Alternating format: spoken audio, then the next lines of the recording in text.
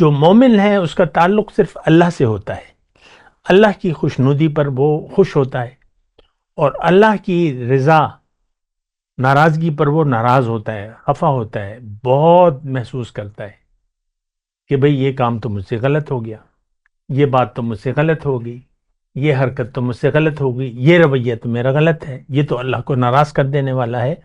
سوچ سمجھ کر زندگی گزارنا چاہیے، اس سے بہتر ہے کہ آپ بنا سوچے سمجھے زندگی گزاریں۔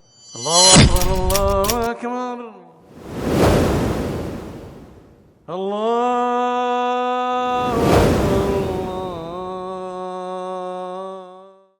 اللهم صل على سيدنا محمد وعلى آل سيدنا محمد بعدد كل ذرة مئة ألف ألف مرة۔ سامعین و ناظرین کرام، السلام علیکم ورحمۃ اللہ وبرکاتہ۔ آج کا ہمارا موضوع ریاکاری کا ہے۔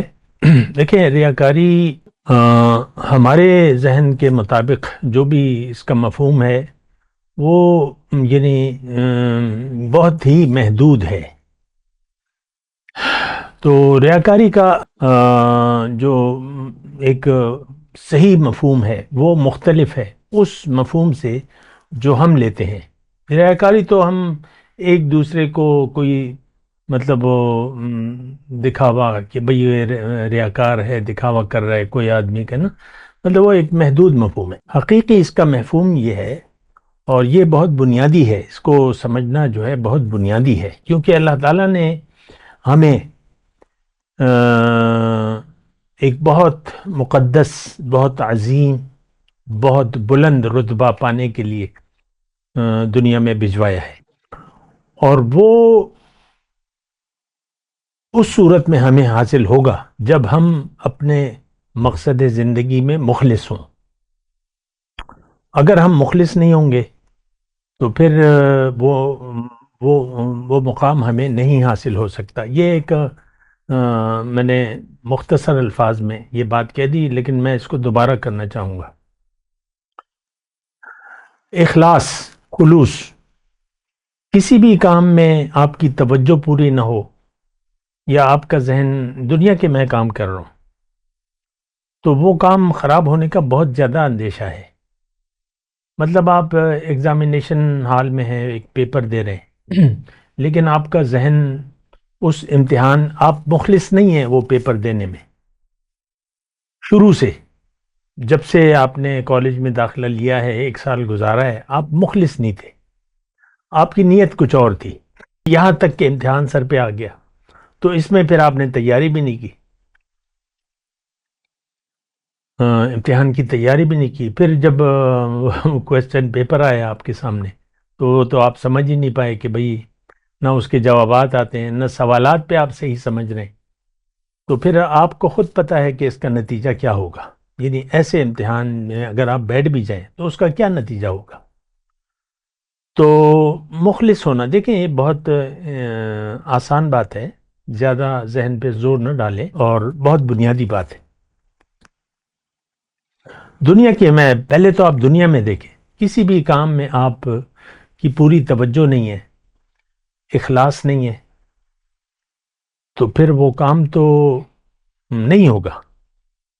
مثال کے طور پہ ایک ذمہ دار جو ہے، ایک کھیتی، اس کے پاس کھیت ہے، وہ اپرالو دل سے اس میں بیج ڈال دیتا ہے، زمین کو بناتا نہیں ہے، بس بغیر بنائے بیج کو ڈال دیتا ہے، اور پانی بھی خیال نہیں رکھتا، اور جو بھی اس کی ضروریات ہیں۔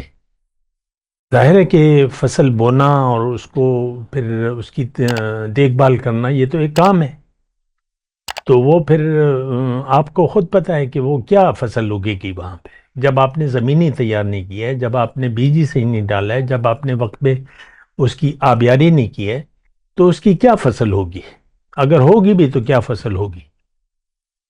تو یہ دیکھیں، ہر کام میں، یا ایک آپ کاروبار کر رہے ہیں، یا آپ ایک نوکری کر رہے ہیں، کہیں بھی نوکری کر رہے ہیں، اور آپ مخلص نہیں ہیں، تنخواہ آپ کو کم لگتی ہے، یا آپ کا کسی اور جگہ باہر جانے، ابراڈ جانے کا خیال ہے، تو وہ نوکری بس کچھ عرصے کے لیے کرتے ہیں، آپ مخلص نہیں ہیں، تو آپ کی کیا ریپوٹیشن ہوگی، کیا آپ کی کارکردگی ہوگی؟ کچھ بھی نہیں ہوگی. تو باس آپ سے ناراض ہوگا کہ بھئی تم کیا کر رہے ہو. قدم قدم پہ آپ سے غلطیاں سرزد ہوں گی، اور پھر وہ مختلف غلطیاں ہوں گی. تو پھر آپ دیکھ لیں کسی بھی کام میں، یہاں تک کہ شوہر بیوی کے ساتھ مخلص نہ ہو، بیوی شوہر کے ساتھ مخلص نہ ہو، تو پھر اختلاف ہوگا، لڑائی جھگڑے جو بھی ہے وہ اس کا نتیجہ ہوتے ہیں. اخلاص، مخلص ہونا. تو مخلص ہونے کے لیے پھر اس کی پھر شرائط ہیں اور جو بھی ہیں، لیکن میں اس کی ابھی ذکر نہیں کرتا. لیکن اخلاص کی میں بات کر رہا ہوں. اخلاص کی ضد ہے ریاکاری، کہ آپ غیر مخلص ہوں برائے نام، ریاکاری برائے نام. یہ میں وہ تشریح کر رہا ہوں جو قرآن کے حساب سے، ہمارے اسلام کے حساب سے جو ہمیں کہی گئی ہے. تو ایک تو جس پہلے جو میں نے بات کی تھی کہ اللہ تعالیٰ نے ہمیں آسمان سے جو زمین پہ اتارا ہے، اور کچھ عرصے کے لیے ہم یہاں پر ہیں، اور وہ ایک بہت مقدس، بہت عظیم اور بہت بلند رتبے کے لیے کوشش کرنے کے لیے ہمیں یہاں زمین پہ لایا گیا ہے، ہمیں زندگی دی ہے، اور ہمیں یہ سانسیں آ جا رہی ہیں، اور ایک زندگی ہے ہمارے پاس. تو جو غافل لوگ ہیں، میں آج کے مسلمان کی بات کر رہا ہوں، اس کو تو پتہ ہی نہیں ہے کہ میں کون ہوں، اپنی حقیقت کا بھی ہمیں پتہ نہیں ہے، اور ہمارا رخ دنیا کے لیے ہے، اور دنیا کی زندگی میں ہم کھو گئے ہیں. یہ اس کا ہم اثر لیتے ہیں، چونکہ دنیا کی زندگی ہماری نظر میں اصل ٹھہری. تو اب اس کے اتار چڑھاؤ سے آپ پھر متاثر ہوں گے، آپ کا دل متاثر ہوگا. اللہ تعالیٰ تو یہ فرماتا ہے، اللہ تعالیٰ کا کہنا یہ ہے کہ تم دنیا کے اتار چڑھاؤ کو امتحان سمجھو. دنیا کے اتار چڑھاؤ کو امتحان سمجھو. اچھی حالت آتی ہے تو اس پہ تم خوش نہ ہوا کرو، بری حالت آتی ہے تو اس پہ تم رنجیدہ اور غمناک نہ ہوا کرو. یہ اللہ تعالیٰ فرماتا ہے. تم دل مجھے دے دو اور زندگی میرے لیے گزارو، میرے ساتھ مخلص ہو جاؤ. زندگی میں نے تھوڑے عرصے کے لیے دی ہے. وَلَكُمْ فِي الْأَرْضِ مُسْتَقَرٌّ وَمَتَاعٌ إِلَىٰ حِينٍ. ایک مختصر وقت کے لیے یہاں رہنا ہے اور پھر چلے جانا ہے. زندگی میرے لیے گزارو، میری وجہ سے گزارو، اور میری رضا تمہارے مد نظر ہونی چاہیے. ہر کام میں میری رضا، میری خوشنودی تمہارے مد نظر ہونی چاہیے. اگر تم ایسا کرو گے تو پھر تم اپنے مقصد تک پہنچ جاؤ گے، تم زندگی کے معراج کو پالو گے اور تم کامیاب انسان ہوگے. لیکن اگر تم غافل رہے اپنے آپ سے، اپنی حقیقت سے، اپنی منزل سے، اور منزل پر چلنے کے تقاضوں سے، تو اس کی علامت یہ ہے، غفلت کی علامت یہ ہے کہ تم جو اتار چڑھاؤ آئے گا تمہاری زندگی میں، تو اگر بری حالت آتی ہے، تمہاری توقعات کے خلاف ہوتا ہے، تو تم غمگین ہو جاؤ گے اور پھر گلہ مند رہو گے اللہ سے. جو بھی جس حالت میں بھی ہو گلہ مند رہو گے، ایسا نہ ہوتا، ایسا نہ ہوتا، ایسا ہو جاتا، ویسا ہوتا. اور اگر اچھی حالات آتی ہے تو تم مجھ سے پھر غافل رہو گے، تم اسی میں کھو جاؤ گے. اگر یہ حالت ہے تمہاری تو تم میرے ساتھ تو مخلص نہیں ہو. اس کا مطلب یہ ہے کہ میرے ساتھ تو تم مخلص نہیں ہو. اللہ تعالیٰ یہ فرماتا ہے تم نے دنیا کی زندگی کو حقیقت سمجھ لیا اور اسی کے اتار چڑھاؤ میں تم کھو گئے. اور میرا امتحان، اللہ تعالیٰ یہ فرماتا ہے کہ میرے امتحان تو اسی اتار چڑھاؤ میں ہے. وَنَبْلُوكُمْ بِالشَّرِّ وَالْخَيْرِ فِتْنَةً. تو امتحان ہے، کبھی اچھی حالت ہوگی، کبھی نہیں ہوگی.